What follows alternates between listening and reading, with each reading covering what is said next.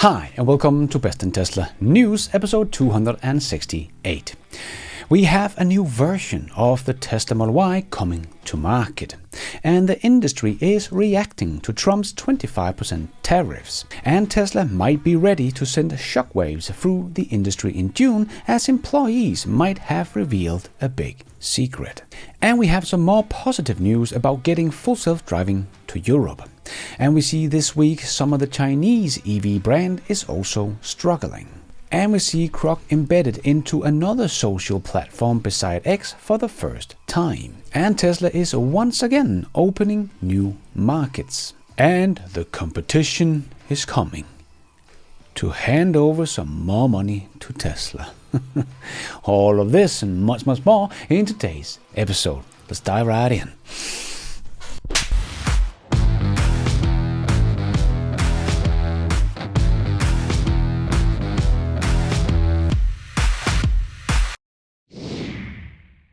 Let's put our living stereo stylus in this groove.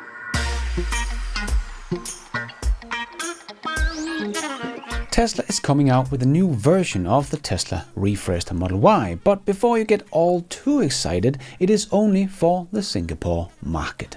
Tesla is now taking order for the Model Y rear-wheel drive 110.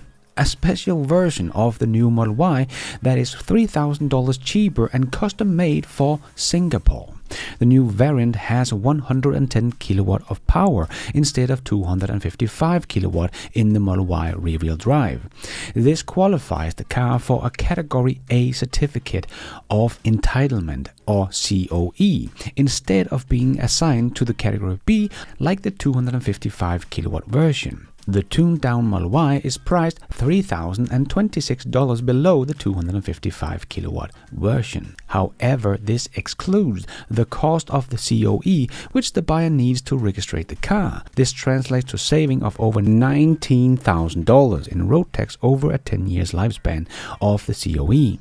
So, a nice way of making the Model Y significantly cheaper for the customers without changing much. Nice. But this also means that Tesla can no longer say, as Elon did say at the reveal of the Model 3 back in 2017, that Tesla doesn't make slow cars. Well, now they do, as this version will only do a 0 to 100 kilometers an hour in 9.6 seconds. So maybe this is also something that Tesla is working on for the more affordable models coming along. There is just so many things they can change to make it more cost effective to build. But no matter what, this should give a nice little boost to Tesla Singapore sales by suddenly having a more affordable version of the refreshed Model Y available, the world's best-selling car. Very nice. And we have seen the demand for the new Model Y seems to be very high, so I think we could see a new sales record this year, even though we're gonna have a low Q1. And speaking of the Q1, if I should come with a guess on Tesla's deliveries, on the numbers we have from China and the decline we have seen in the US and Europe that I have been talking about before, I think we will probably hit something like 356,000 units. But we don't have much to go on in March, but we have some rough idea of the January and February numbers, and China doesn't seem to be down at all. So I expect Tesla is going to be down about 30,000 units in Q1. Maybe 40,000, we'll see. And if that's the case, I would say that is very impressive if they only lose about 30,000 units in sales and production with this transition of the world's best-selling car. But in a couple of days, we will know how they did. But be ready for a lot of Tesla haters coming out of their caves when Tesla announced the Q1 numbers. You know how much I value my digital privacy, right? So when I saw this news, the biggest data breach in 2024, 1 billion stolen records and rising.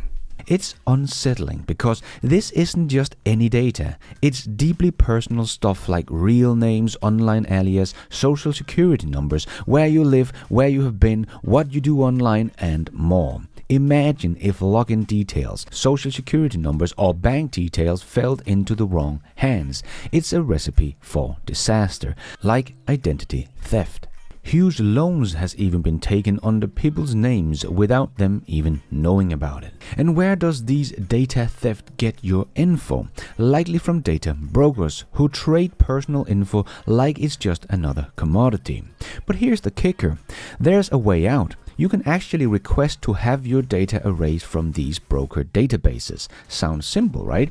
But tracking down where your data is and getting it removed is like finding a needle in a haystack. Here is where it gets interesting. A study showed out of those 3 billion whose data was compromised, not a single one who used Incogni had their information exposed.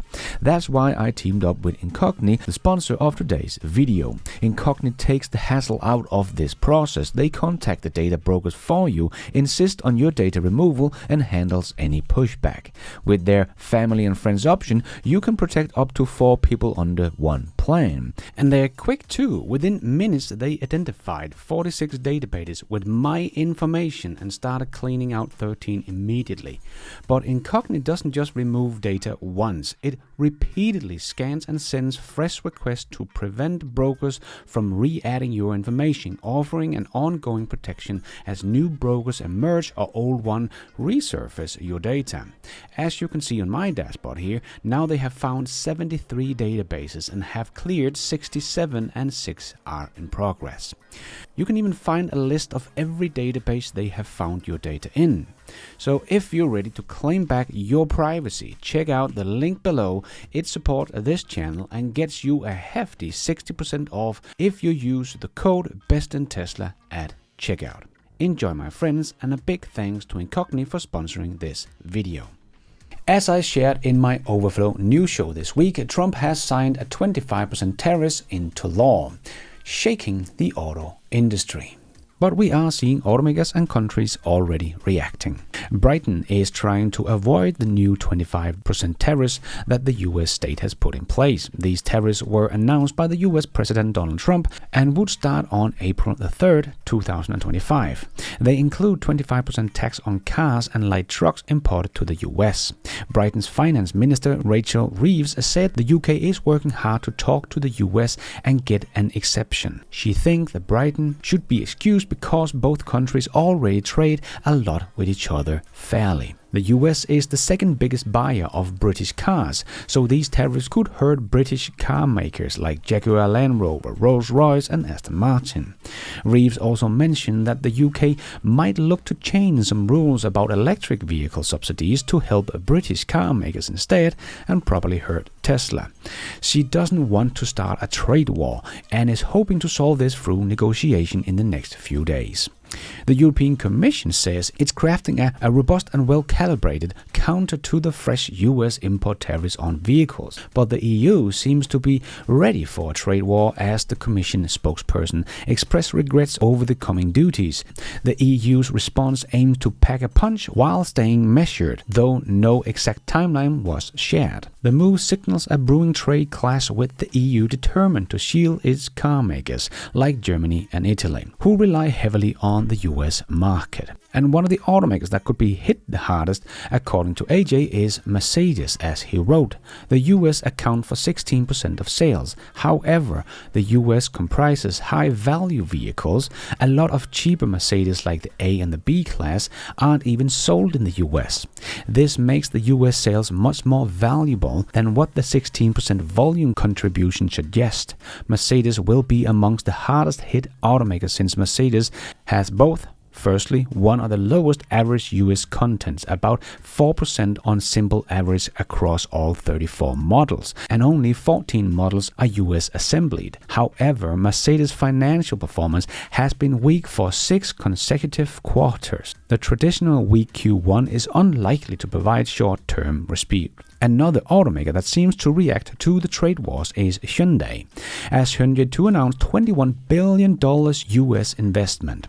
Hyundai will raise $21 billion in US onshore, including $5 billion next-gen steel plant in Louisiana, creating 1,400 jobs. The steel will supply Hyundai's US EV plant, with a third factory opening in Georgia, boosting production as Trump's tariffs deadline nears. Global giants race to localize and dodge tariffs. Hyundai directly target Tesla's EV market with the US expansion. And we could see that Hyundai also demonstrate Boston Dynamics robot dog checking the cars. This is clearly a demo, but more robots are coming to factories. Check this out. Boston Dynamics, which is 90% owned by the Hyundai Group, they are a big part of the robots from Boston Dynamics, a big part of checking the manufacturing quality of this Ioniq 5, also Ioniq 9s that come through here. Every body of every vehicle that comes off the line is inspected by these robots to make sure that the holes are drilled in the right spot, the weld joints are in the right spot. Essentially, it's quality control. It's also a little freaky when the first time you see it out here, but this is a peek at future of manufacturing here in the United States. Really, it's manufacturing around the world. How important is this plant, not only for Hyundai, but in terms of auto manufacturing? Keep in mind that just over 54% of the vehicles sold in the United States are built in the United States, and more than 8% are imported from Korea. Though Hyundai believes that as this plant starts to spool up production, it will be importing fewer from Korea and selling more of the vehicles it builds here in the United States. This plant has the capacity to ultimately build 300,000 vehicles, though they could expand that up to 500,000 vehicles annually. And for Hyundai, the growth continues.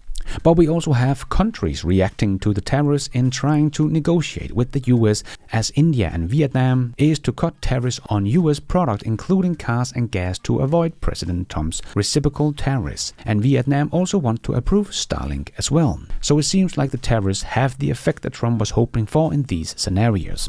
And BYD aims to double its sales outside of China this year to more than 800,000 cars and will look to overcome tariffs by assembling cars locally. Its chairman told Analysis on an earnings call this Tuesday, so maybe they will start setting up shop in the US as soon as possible. But BYD will start by aiming for places like Britain, Latin America and Southeast Asia, which is very open to competitive Chinese products. And Lars for Tesla also tuned in to Sawyer's post about the tariffs that I showed in the Overflow News show, as he wrote, "This is true in all major markets. Tesla has for a long time tried to build cars where it will be sold. Hard to be true always, but also can't accept not trying. It just makes sense from an environmental standpoint. Thank you, Sawyer Merritt, for pointing out facts." Yes, we have just heard that the Berlin factory is 92% made from parts from Europe, and we know the Chinese model is 100% localized supply chain in China, and in the US it is between 60 to 75%, and that could probably change with the new tariffs in place. So again, Tesla has set up their company to be the most resilient if we have a real trade war. And we have some more positive news about getting full self-driving to Europe, or at least getting one step closer. As Keys wrote, full self-driving supervised in Europe, the vote is in. The meeting minutes are out. The 01 series amendment to the UN Regulation 171 DCAC, Driver Control Assist System, allowing SIM on highways, was adopted at the March UNECE session. 34 in favor, 1 abstention and 0 against, so nice to see that no one is objecting. In force around 25 September 2025. Supervised autonomy in Europe is now one step closer to becoming reality. The UNECE's adoption of the 01 series amendment to the UN Regulation 171 allows Tesla's full self-driving supervised to perform system-initiated maneuvers like lane changes on European highways, so advancing supervised autonomy. So that's very nice, of course, but as Keys also says, he doubts that Tesla will comply with this regulation, suggesting they might pursue the RDW exception under Article 39, a Dutch regulation path for innovative vehicle testing, to bypass UNECE's slow legislation process. So I think he's right that Tesla will go with Article 39 to get approval for full self-driving supervised in the Netherlands first, test it out there, and then expand to other markets later, and use the Netherlands as a testing ground. So the amendment, while a step forward, only enables features akin to Tesla's enhanced autopilot on highway with reduced steering wheel nag, not full autonomous, highlighting the gap between Tesla's ambition and current European regulations. So even though this will still be a nice step forward for us here in Europe, who have been waiting for 6 years to get the same kind of autopilot system that we have been able to see people use in America for so many years, because as Elon has nicely explained before, in the US everything is legal by default, and here in Europe everything is illegal by default, and that is not so far off. So just getting enhanced autopilot to the EU would be great. But now we are getting so close to fully autonomy that it's hard to get excited about getting just enhanced autopilot. Now we want full self-driving supervised and not some dumbed down version of it. But nice to see the EU is moving forward and no one has objected to this amendment, showing that the EU knows this is important for the entire European auto industry to get this technology to market, or it will be left behind by the US and China. But Keys is still optimistic that we will get full self-driving supervised to Europe this year through the RDW in the Netherlands with the use of Article 39. But we are also seeing some rumors about Tesla working on getting full self-driving to Australia and New Zealand, as Rob here wrote. Tesla's full self-driving supervised likely included in the latest Australia and New Zealand specific software build. 2025.2.8.1 autopilot bank size has increased from 1.6 GB to 2.6 GB, similar to build in the US with full self-driving included. Likely to shadow mode testing, release soon? Yeah, it seems like Tesla is working everywhere to get things ready for full self-driving supervised on a global level. But it is not only the Western car brands that are struggling, and even someone like BYD is getting a lot of help from the Chinese government. AJ made a deep dive into BYD's numbers, but here is just the bottom line as AJ wrote. Investors should not fall into the media narrative presenting BYD as an invincible OEM. The financial reality is much more sobering, as the following financial review demonstrates. In the last 12 years, 20% of BYD's earnings comes from direct subsidies, not emission certificates, not purchase subsidies, just direct payments from the government. Actually, BYD received $1.4 billion in direct government subsidies related to daily activities in just 2024. This implies a 125% increase year over year from $636 million received in 2023. But as AJ continues, despite unprecedented vehicle volume growth and significant revenue growth, BYD's earnings, excluding direct subsidies, barely moved. Yes, so when we know they only make about $1,000 per car they sell, including their plug-in hybrids, and actually had a negative cash flow in both Q1 and Q2, and know they have 20% of the profits coming directly from the government, it just makes Tesla's achievement so much more impressive, as they earn about $7,000 per car they sell. And speaking of BYD, AJ also set the record straight on articles like this one. Despite what you read, BYD's auto and battery business was still smaller than Tesla's in 2024. The following $22 billion detail is never mentioned. Tesla's auto and battery business generate total revenue of $98 billion. BYD reported $108 billion, but this includes the $22 billion mobile device business, excluding the segment that BYD calls mobile handset components, assembly service and other products. BYD's auto and battery business generated $86 billion, or $12 billion less than Tesla. Really shows you just how well Tesla is actually running. But another Chinese car brand that is struggling at the moment is NIO, that is seeing some red numbers in the stock price as well, as NIO is once again out raising capital, as AJ wrote. Breaking: NIO is down almost 7% in pre-market after announcing another equity raise. I estimated the raise to come to approximately $400 million. This is something AJ warned about all the way back in October last year. As he said to some of NIO investor, NIO will be raising more capital. There is just no way around it and will dilute you further. And here we are, and NIO is not looking too hot as they are still losing a lot of money and running out of cash, so they have to do another equity rise. So let's see how long they can continue this cash burn. And let's squeeze in the last short news topics into this news show. Yes, it's time for the Tesla shorts. Speaking of Tesla getting money, the competition is coming to hand over more money to Tesla.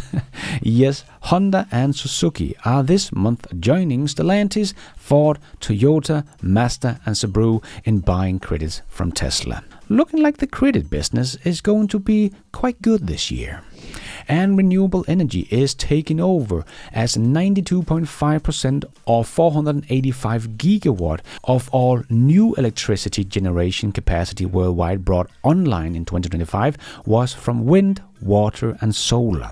So all new generation coming online is basically from renewables. Nice. And 46% was from solar and 64% of that was installed in China. And Jim Farley shared on X over the last year, we expanded Blue Cruise access to 15 European countries plus availability on more vehicle lines. There are now 757,000 plus Blue Cruise equipped vehicles globally, with 446,000 added over the last year. Glad more customers are able to enjoy hands-free highway driving. Congrats to Tim and Ford. I am afraid though that this tech is going to become very irrelevant very soon. And we did get a big surprise this week as Nikola Motor founder Trevor Milton was given full pardon by President Trump. Now that's weird. Trevor is clearly guilty of fraud with the truck that couldn't drive, so don't know why Trump has decided to give full pardon to this man. Maybe he knows him personally, but that was clearly a big surprise this week. And the arrest of people vandalizing Tesla is flooding in. And we also had the first person to sue the criminals, as Teslarati wrote. The first ever lawsuit against a man caught on video using Sentry mode as he vandalized a Tesla has been filed.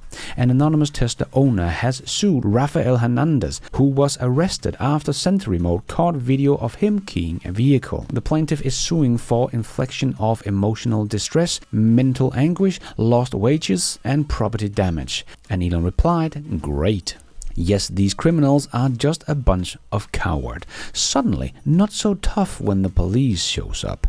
So I hope people are starting to realize that vandalizing private property that has 8 cameras recording all the time, 360 degrees around the car is not a good idea. And speaking of vandalizing of Tesla vehicles, here is an absolute masterclass in respectful communication style and substance. And this guy just makes the other 3 look uncivilized, emotional and desperate. Well done. Endless acts of vandalism and violence, putting swastikas on them, comparing them to Nazis and so on. And I'm just like, again, this is supposed to be the caring, sharing, good people, the liberals, and you're all cheering. You're all cheering this nonsense. Kaizen, I wish the same. Given Kaizen's put his hand up politely, he may speak first. Kaizen. Yeah, we got to find a way to talk better, guys, because this is not good. And this is actually an example. This is a microcosm of the bigger issue with civil discourse in this country. So, Taylor, I agree with you that this is a fringe that is not representative of a whole. And I said that earlier, and I'll say it again. Both the left and the right have fringes that need to be called out and condemned, and the core needs to distance themselves from that fringe.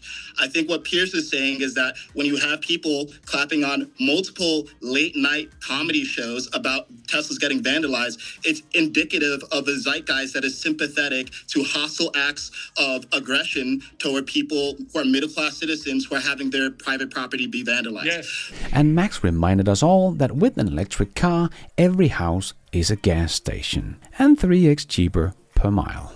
And according to Ray for Tesla, this popular Chinese influencer once sued by Tesla China in a defamation case of brake failure and found guilty, now publicly announced his purchase of a new Model Y and praised the whole delivery process as being highly efficient. What a twist indeed. And we did see Tesla doubling down on unsupervised coming in June, but we also heard a lot of Tesla employees share some very bullish posts hinting that the June launch might also be for the Cybercab. Something we also heard from France in an interview with Sandy, so probably not something Tesla want everybody to know, just that unsupervised is coming this June, but it would be a great surprise and a nice one more thing to have at the event in June, right? Most people think that this is just unsupervised for normal Teslas, but if Tesla has approval for unsupervised full self-driving cars, why would they not put a few Cybercabs on the street for testing things out? It would make complete sense. But the employees are definitely hinting at the Cybercab being deployed in June in Austin. Hope that is true, because this would send some shockwaves through the whole industry. And if you're wondering what that would mean and how ARK Invest is seeing this, well, listen to what Cathie Wood had to say. We also have the Model Y refresh, and we understand that the orders for the Model Y refreshed are going very strongly. I won't get mine for a very long time. They have a new low-cost car coming in the second quarter, which in the United States, I think it could sell for $30,000 or less. There's pent-up demand for that. So we've got a lot of rubber bands stretching, and the most important one of all, of course, is robotaxi. And Elon has announced that Tesla will launch its robotaxi service commercially in Austin, Texas in June. That is when analysts are going to have to put into their models what a robotaxi service is. And it's a software as a service model. Right. Very high margin, 80% plus for platform companies, whereas the electric vehicle is 15, 20, 25% gross margin. So we think that robo-taxis will account for 90% of the value of the company in 5 years. And we're on record saying we believe in 5 years, the stock will hit $2,600. And that's not even including humanoid robots, which are now moving into the Tesla ecosystem much faster than even we expected. So more than a tenfold increase just from robotaxis. Yes, don't forget what Elon said last year. The brutal reality of the situation will hit like a tsunami toward the end of next year. And some big news for Grok, as it will be integrated into Telegram, a platform with 1 billion monthly active users. This marks Grok's AI's first major expansion beyond the X platform, aligning with Elon Musk's vision to make AI widely accessible, as seen in his AI Everywhere mission. The move intensifies the AI competition, with Grok AI challenging the rivals like ChatGPT, especially after Telegram's recent milestone and the CEO's public criticism of WhatsApp. So a big step for XAI and their amazing Grok. And Alex wrote on X, Volkswagen lacked cash and therefore selling asset. The company recently discussed several alternatives for subsidiaries with advisors, including an IPO, Bloomberg reported on Wednesday, citing people familiar with the matter. The former MAN Diesel and Turbo could be valued at 5 billion euros or more. However, the considerations are still at the early stage and the transaction is unlikely to take place this year. With the new 25% tariffs on the US, even though some of the production exists in the US, the group is coming under increasing pressure and it does not look good for the future. The sales of the asset is a desperate move, but I expect this trend to continue over the next few years. Yes, desperate times for the legacy automakers indeed.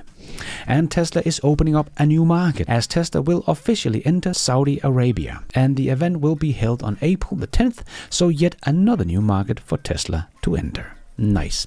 And people controlled by their emotion are always fun to watch, but it's usually not the people you should take investment advice from, like Tim Walz. He was very emotional about Tesla last week, and he has already backtracked on that one, saying it was just a joke. Well, the joke is on you, Tim, as Teslarati also wrote on X, up 21% since Tim Walz said he gets a boost from it dropping. Had one of the largest one-day gains on Monday. Tim Walz and Jim Cramer need to be studied. And Ray for Tesla shared this post and wrote, the Chinese tester put 3 intelligent driving systems to the test in a construction zone, Huawei ADS, Li AD Max and Tesla's FSD, all of which are installed with the current available software versions in China. Full self-driving is the only one that successfully navigates the zone without any issues. Both ADS and AD Max give up, either because it can't perceive the environment properly or lack of navigation map data. Full self-driving camera-only solution is better than complex sensor suite of LiDAR, radar, cameras and ultrasonic sensors. Yes, exactly. Tesla's system has proved this very clearly in China with all the competition there is in China, but no one is able to compete with Tesla's system. That is vision only and can drive everywhere in China without much local training. But ex-Waymo CEO dismissed Tesla's Cybercab. They are a car company with driver assist systems. Oh boy, that comment I predict will not age well, and it will probably age poorly fast. Let's get back to that comment in just 3 months. I did a whole video on the ex-Waymo CEO's interview. If you want to learn more, check that one out, link down below. And nice to see that Tesla's North American charging standard is truly becoming the North American charging standard. As AG on the Move wrote, 100 plus version 4 supercharger stalls owned by EG on the Move, with many more to come. They are run on Tesla's hardware, software and service and are open to all EVs. Our customers love it. But Tesla is just a car company. And the whole Doge team was interviewed this week for about half an hour. But the short version is, we are cutting the waste and fraud in real time. Our goal is to reduce the waste and fraud by $4 billion a day, every day, 7 days a week. And so far we are succeeding. And before we end off with a bit of fun, I just want to make a quick shout out to my newest supporters of this channel. My 2 new YouTube members, Pranakasha Production and Ralph Watts. Thank you so much for all your support. I am doing this all by myself, but you guys are all the producers of this new show. Thank you. And let's end off with a bit of fun.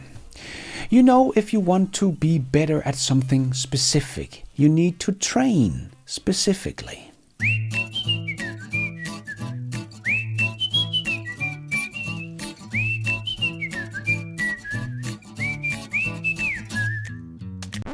That is all we have time for in this new show. Hope you enjoyed it. If you did, don't forget to hit that like button. It really does help this video out a lot so others can find it on YouTube. And if you did like it, maybe you want to consider hitting that subscribe button, notification bell, so you don't miss out on future videos just like this one. And if you're already a subscriber to the channel, thank you so much for the support. But if you want to support the channel even more, remember you can, for as little as $1, become a patron of this channel or become a member of the YouTube channel to get a shout out as some extra perks like early access, ad-free versions of my videos, exclusive videos. So hit the members button or check out Patreon to find out more. And don't forget to follow me on X. I post pretty much all the news as it comes out and a lot more. And check out the merch store to get some merchandise and support the show. It is also possible to support the show without becoming a member or a patron. There is a donation option down below or on my website bestintesla.com. You can also become an executive producer and get news articles, exclusive videos, behind the scenes, and access to all my research, charts and spreadsheet also on bestintesla.com, or as simple as hitting the super like button. And thank you for watching. And until next time, take care out there and be nice.